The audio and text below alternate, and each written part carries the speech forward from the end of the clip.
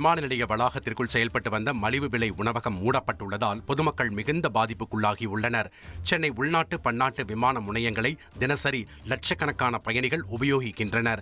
விமான நிலையம் உள்ளே ஒரு தோசையே 350 ரூபாய்க்கு மேல் விற்கப்படும் நிலையில் விமான நிலைய வளாகத்திற்குள் மலிவு விலையில் செயல்பட்டு வந்த உணவகம் கடந்த 6 மாதமாக மூடப்பட்டுள்ளது.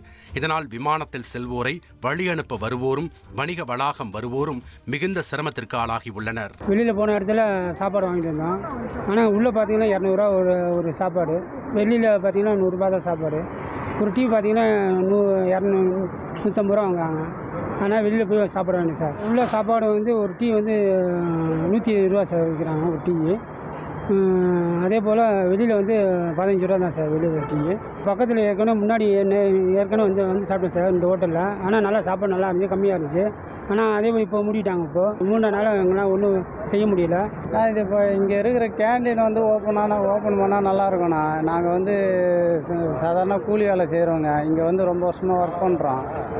எங்களுக்கு கொஞ்சம் டீ காஃபி எதனா குடிக்கணுன்னா கொஞ்சம் பட்ஜெட்டு கம்மியாக இருக்கும். இங்கே ஒரு 50 ரூபா ஒரு தோசைன்னா பரவாயில்ல, காஸ்ட்டு எங்களுக்கு ஈஸியாக வாங்கிறதுக்கு ஈஸியாக இருக்கும்.